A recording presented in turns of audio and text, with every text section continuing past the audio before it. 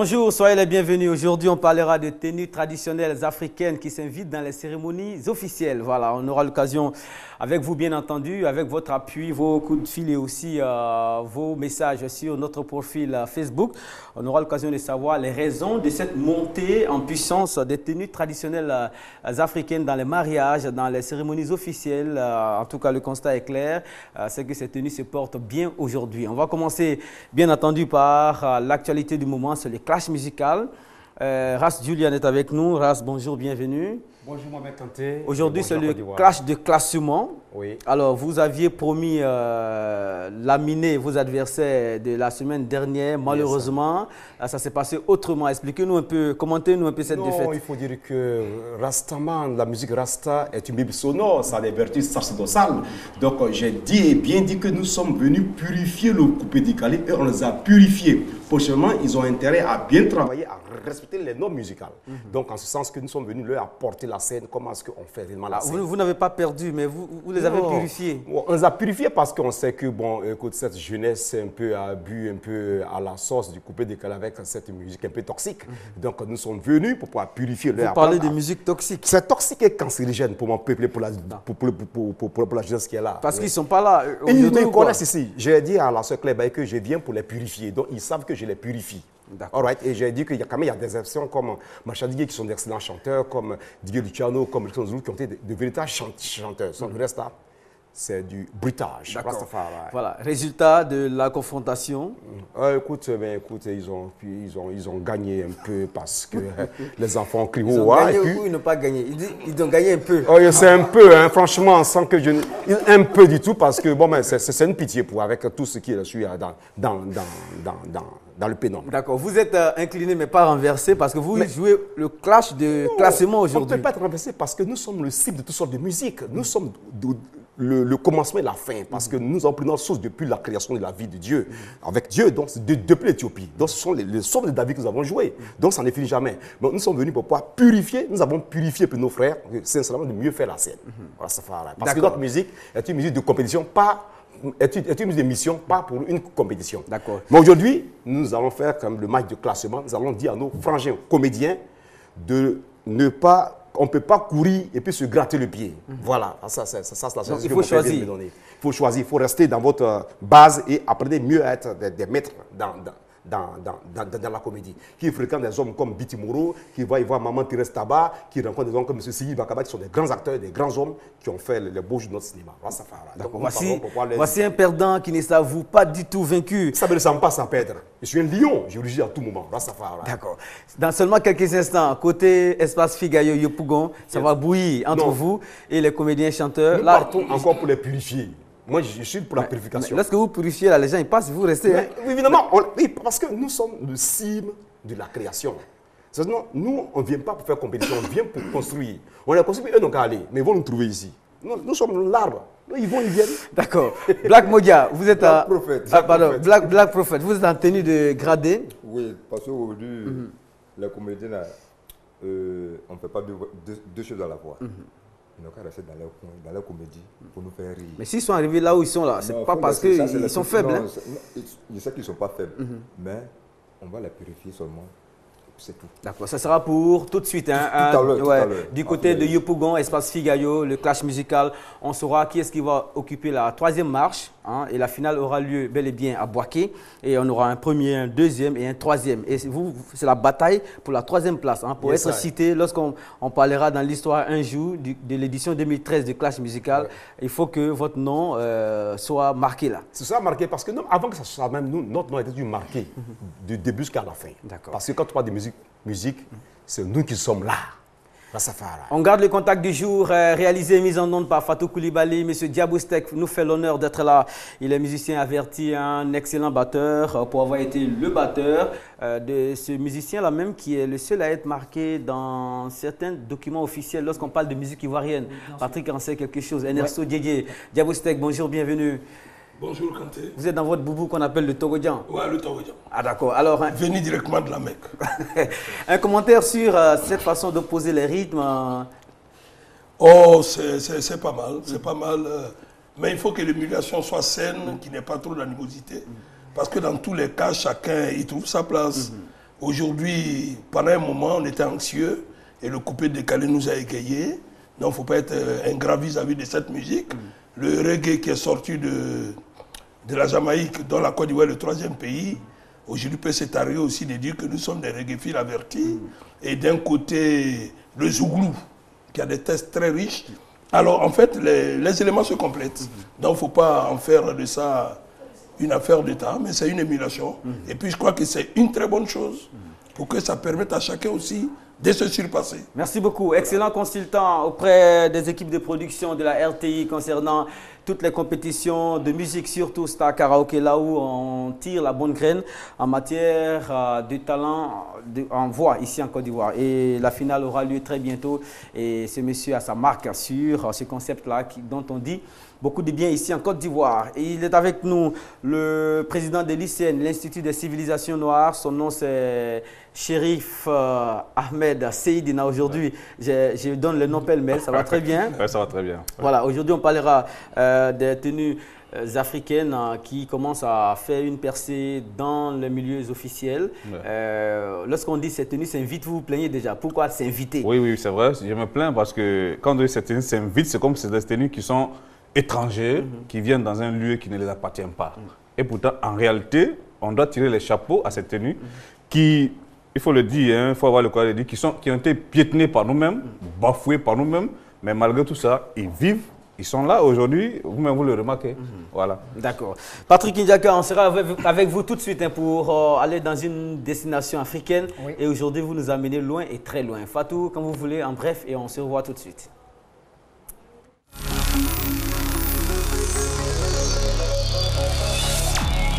On garde le contact, c'est la tribune d'interactivité sur RTI2. Nous sommes en direct du studio H.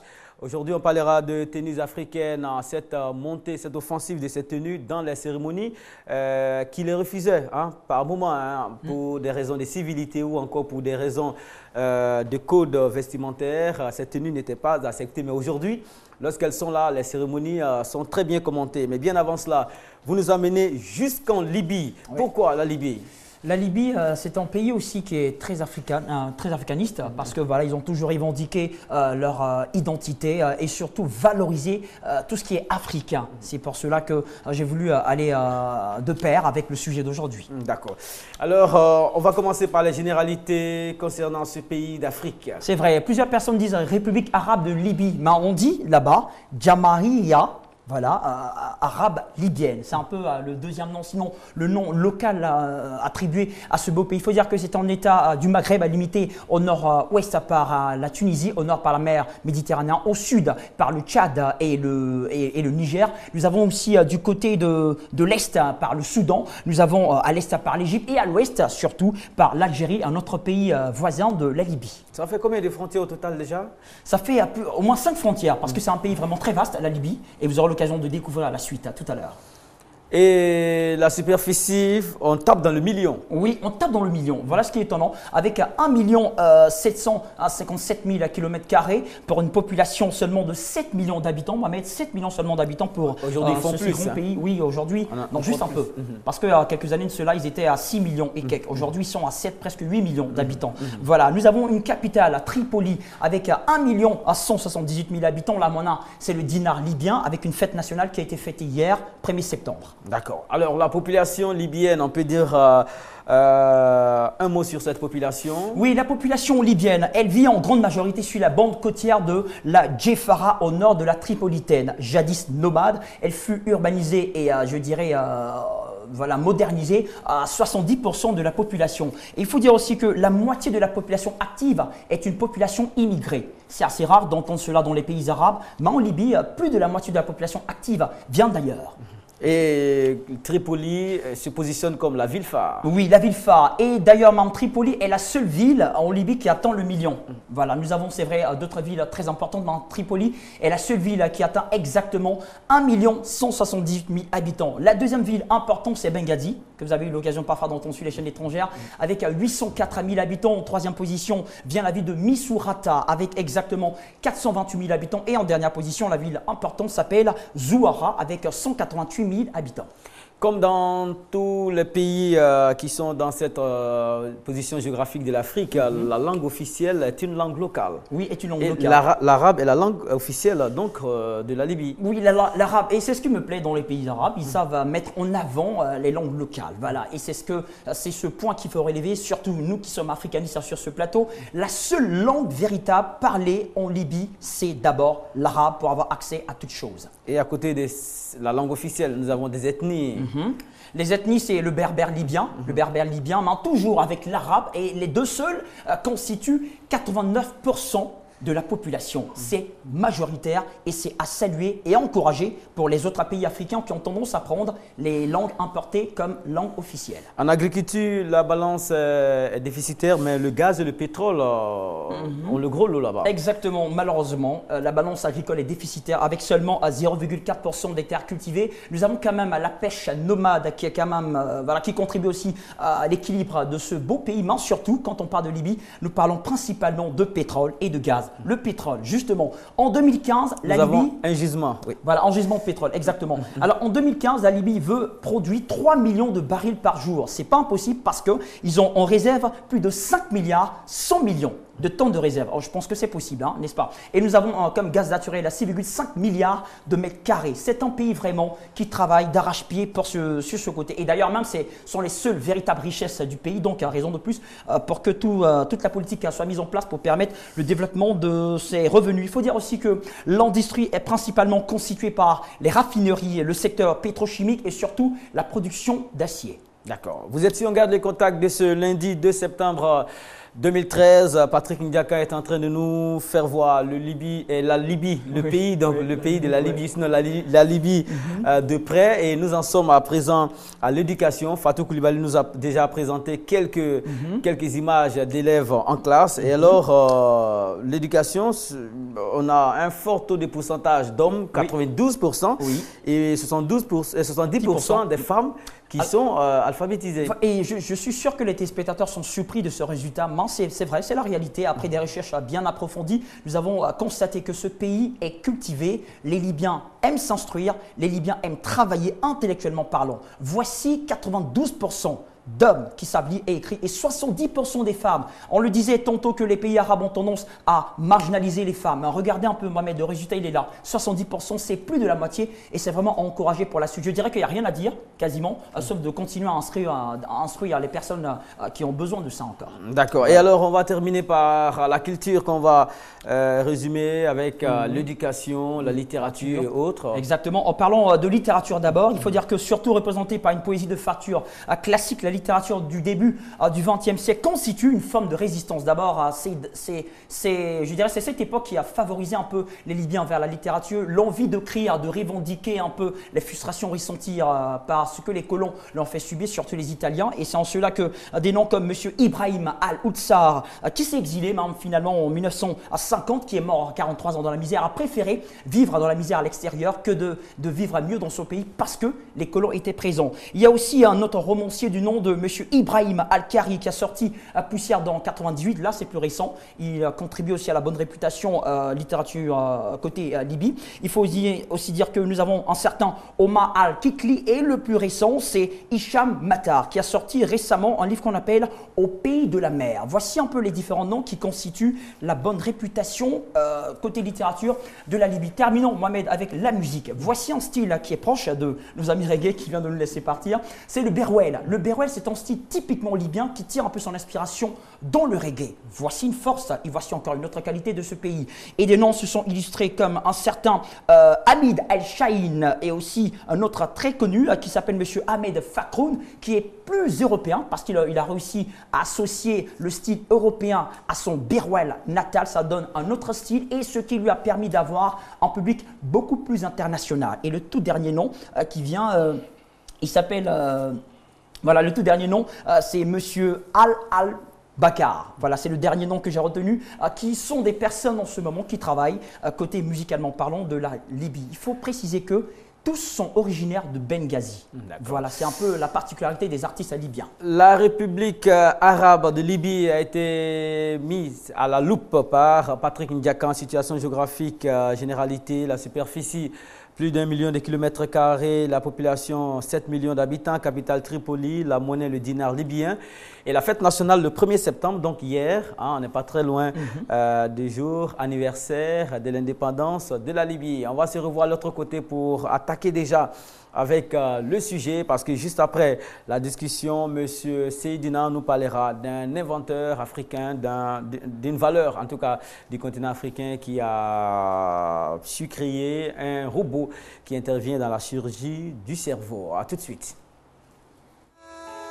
Le face-à-face va certainement commencer tout de suite. Les journalistes aiment écrire, rectifier, réécrire. Si vous plaignez de moi, ça veut dire que vous plaignez du Seigneur qui m'a amené. Lewis Parker qui est à la fois animateur et certainement en ligne avec nous. Claire, bonjour. Est-ce que c'est Mars et Jupiter, ils ne savent même pas quel est le nom de leur grand. On peut même dire ici en Côte d'Ivoire, même on ne révèle pas tout. L'état brut, il a essayé parce que... Il n'y a pas quelque chose aussi, on a traversé 10 ans où c'était chaud.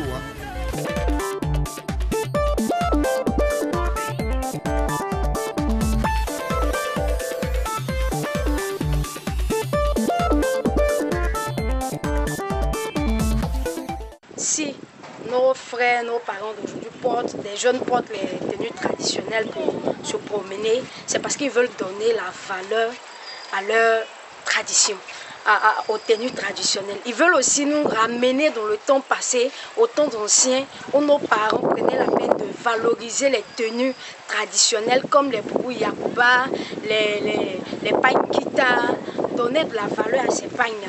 On peut porter la tenue traditionnelle pour aller représenter. Sinon, la tenue traditionnelle, on peut porter ça aussi n'importe où, comme on veut. Par exemple, moi, ici, un baoulé. Tu vois, non? Maintenant, si quelqu'un m'invite pour dire, ah, mon ami vient en bâti, maintenant, si le jour aussi que je vois que bon, c'est la tenue qui peut me représenter dans la cérémonie, donc moi aussi, je porte la tenue pour aller me représenter dans la cérémonie. C'est parce que les jeunes de maintenant, ils ont eu son importance, à cause de ça, ils portent ça comme ça. La tenue traditionnelle permet de pouvoir mieux s'exprimer. Quand tu es quelque part, que tu es en tenue traditionnelle, on se dit en même temps que cette personne-là, c'est quelqu'un de cultivé, c'est quelqu'un qui connaît la tradition, soit africaine ou la tradition de son village. Et moi, je pense que si on le valorise, qu'on le fasse encore plus. Parce que ce n'est pas seulement la tenue, il y a beaucoup de choses qui se valorisent. Il y a l'artisanat qui se valorise en Côte d'Ivoire. Il y a des, comme au Kenya, des femmes qui valorisent certaines cultures. Donc je pense que c'est quelque chose de très bon. Et moi j'encourage qu'on le fasse encore davantage. Voilà, l'afro-optimisme fait son chemin ici lundi, mardi et mercredi. Mettre en avant les valeurs africaines et aussi décomplexer dans le bon sens, en tout cas, les Africains pour que l'on soit fier de ce qu'on a. Parce que vers la fin, ça fait dépenser moins. Hein. Première réaction sur la toile, Monsieur Storm, la tempête. Il dit qu'il... les tenues traditionnelles africaines font une percée dans les cérémonies officielles parce que c'est pour apporter une touche d'originalité à la cérémonie et surtout une façon de montrer que nous sommes fiers de la culture africaine. Une remarque sur le plateau, Patrick et Seydina, vous êtes venus en tenue civile. Non, attention. Explication. Non, vous savez, je suis contre même le fait qu'on dit tenue traditionnelle. Oui. Parce que, comme je l'ai dit toujours ici, ne pensez pas que tout ce qui est valeur africaine est traditionnel. Mais traditionnel, ce n'est pas péjoratif. Non, si, je viens. Parce que lui, vous allez dire quoi? Que son tenue est quoi? Traditionnelle européenne ou bien quoi? Est-ce que vous comprenez? Donc, ça dit que ce que nous avons comme tenue traditionnelle, dans notre culture, il y a des tenues traditionnelles par rapport à des situations ou bien à des événements traditionnels. Mais il y a des tenues aussi civiles. Puisque quand on a des fêtes ici, quand on organise les fêtes, mais on s'habille bien pour aller avec notre tenue. Mais donc, tradition ne veut pas dire mauvais, je veux dire... Non, vous voyez, je n'ai pas dit que tradition est mauvais. Mais généralement, quand on dit tradition, les gens pensent à ancien et vieux. Ne pensez pas à leur place. Non, si, parce que si vous avez remarqué, même moi, ma manière de m'exprimer jusqu'au jour d'aujourd'hui, je fais de manière que je m'exprime dans un français très facile. Pourtant, je suis quelqu'un qui a fait de la série A, j'ai des diplômes littéraires, mais je m'exprime de telle sorte que tout le monde puisse m'entendre. Donc, moi, je parle au nom de tout le monde. Est-ce que vous comprenez? Donc, je pense aussi au nom de tout le monde. Donc, évitons de dire tenue traditionnelle, tenue africaine, tout court, et puis bon, on avance. On changera avec le temps. Êtes-vous d'accord avec ça, Diaboustek? Oh, mais ça dépend de comment on comprend le mot traditionnel. Voilà, c'est prêter un autre sens au mot traditionnel. Effectivement, en fait, tradition, c'est pas ancien. C'est pas ancien du tout. Parce que tradition, c'est respecter, comme on parle d'éthikos, dans l'étymologie d'éthique, c'est les us et coutumes, c'est la morale, c'est les règles de conduite. Les règles de morale, les règles de conduite. Donc, tenue traditionnelle, ce n'est pas péjoratif, mais ça dépend que comment on l'utilise et dans quel contexte on l'utilise. Une tenue peut être traditionnelle quand elle vient dans un contexte donné. Et elle peut être civile quand elle va dans un autre contexte. C'est ça aussi. Parce que le costume, on tire ça de qui? De nos colonisateurs, le costume. Sinon, nous, on ne connaissait pas ça. À l'époque, nous sommes allés avec des pagnes, des morceaux de pagne et tout. Bon, c'était comme ça. Après est venue la culotte, après est venu ainsi de suite, et ainsi de suite. Donc, chers frères, c'est pas, le mot traditionnel n'est pas trop mauvais, mais ça dépend dans le contexte dans lequel on l'utilise. Et puis, aujourd'hui, peut-être qu'on trouve ça un peu spécial. Sinon, un monsieur comme Jean-Marie Adiafi, paix à son âme, il n'a rien porté de costume. Jamais. Parce qu'il a dit, lui, il s'inscrit dans un certain contexte où le costume, ce n'est pas à lui. Lui, c'est un bossoniste, il est traditionnaliste, donc il le reste et il le demeure. C'est tout. Mais alors, ce que je veux dire, ce que je veux dire, doyen, c'est-à-dire que je n'ai pas dit que tradition est mauvais en tant que telle. Est-ce que vous comprenez? Je veux dire quoi? Généralement, quand on porte quelque chose qui est africain, on dit, ah, tu es dans ta tradition aujourd'hui, ce que tu as porté est traditionnel. Quand lui porte quelque chose qui vient d'ailleurs, on dit c'est moderne. C'est ces deux termes-là que j'aime pas. Même dans la tradition africaine, il y a le modernisme. On peut aujourd'hui, la manière que Mohamed est habillé aujourd'hui. Mais avant, dans la tradition, ce n'était pas comme ça. Je pense qu'ils ont modernisé ça. C'est ce que je veux qu'on puisse faire ressortir. D'accord. Est-ce que la parenthèse est... Oui. D'accord. Il n'y a aucun problème. Alors, qu'est-ce qui fait aujourd'hui que ces tenues-là s'invitent, en tout cas, dans des cérémonies dans lesquelles on ne les voyait pas avant, où il fallait vraiment se mettre, se tirer à quatre épingles et tout ça. Qu'est-ce qui explique ça? C'est une quête d'originalité ou encore de sagesse dans certains cas? Bon, tout à fait. Il a dit tout à l'heure, le mot s'invite est un peu fort, mais on va l'accepter. Parce que c'est toi le maître des cérémonies, donc on va accepter en tant que modérateur. Non, mais c'était de plus en plus rare quand même. Mais ça se voit de plus en plus. Non, peut-être rare maintenant. Avant, nous, on portait. À notre époque, on portait et tout. C'est ceux de maintenant, bon, vous voyez déjà les pantalons qu'ils portent. Je n'ose pas le dire. Vous voyez où ça descend et tout ça. Nous, on ne s'habillait pas comme ça. Et la tenue traditionnelle, en fait, les gens ne comprennent pas. Ils sont complexés parce qu'il y en a qui sont snobs. Ils veulent suivre servilement pour suivre. Alors que la tenue traditionnelle, quand quelqu'un rentre avec un bazin riche, automatiquement, il fait la différence. Tout de suite, parce qu'il attire les regards. Parce que tout le monde est en costume, c'est commun. C'est commun. Mais le bazin est atypique. Pourquoi? Parce qu'on pense qu'en venant, c'est quelqu'un qui n'a pas été à l'école, ou il est illettré, parce qu'illettré, c'est celui qui n'a pas terminé le côté études, ou il est analphabète, parce qu'il n'a pas été à l'école. Alors, ce sont des confusions, et moi, je pense même que c'est un vice de raisonnement de croire que, parce qu'on est dans une tenue traditionnelle, au contraire, on est plus beau, on est plus original, et on est plus accepté. Voilà. Il a commencé à égrener les intérêts. Ce que moi, je voulais ajouter, il faut reconnaître que c'est l'administration qui a créé un certain complexe aux Africains, l'administration.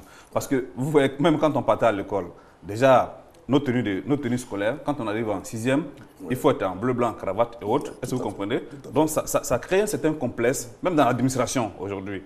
Dans l'administration, vous n'allez pas voir nos directeurs, nos DG en habits africains. Ils sont tous en costume. Donc ça fait que l'Africain qui n'est pas en costume se sent souvent complexé, se sent souvent inférieur. Donc c'est ce complexe-là qui a fait de telle sorte que les habits africains avaient pris un recul. Bon, aujourd'hui, avec la chasse de l'ignorance, avec le fait que les uns et les autres commencent à se reconnaître et à connaître leur identité.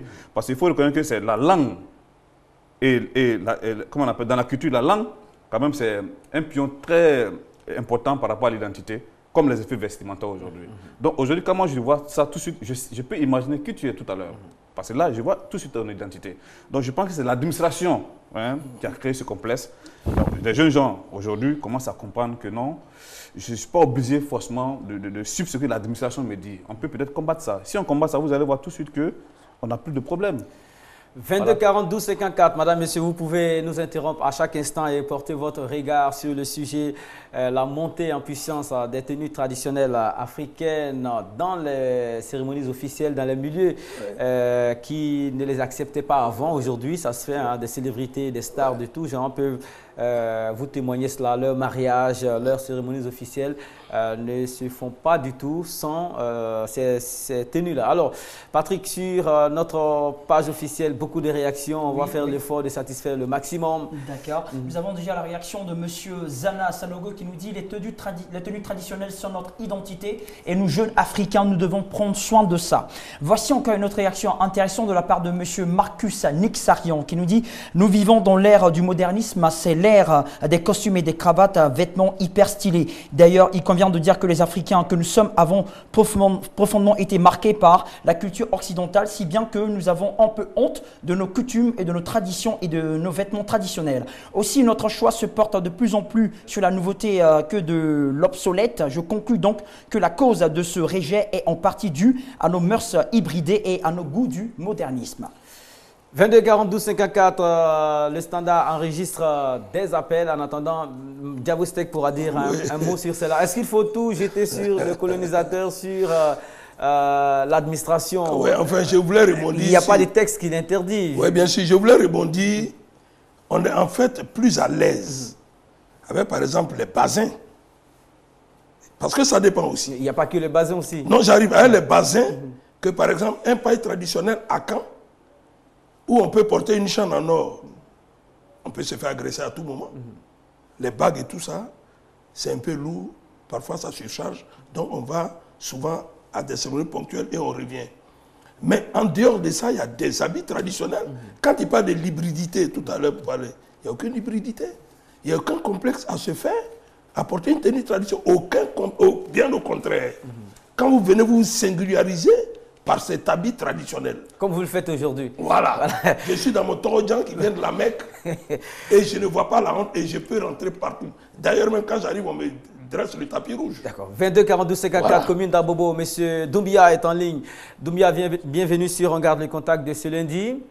Merci bien. Voilà. Votre regard sur cette situation-là qui fait aujourd'hui qu'on est décomplexé avec les tenues traditionnelles dans des cérémonies qui ne les acceptaient pas avant.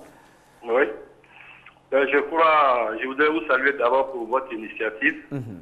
Je crois qu'il faut encourager le port des tenues traditionnelles parce que ça fait partie de nos références.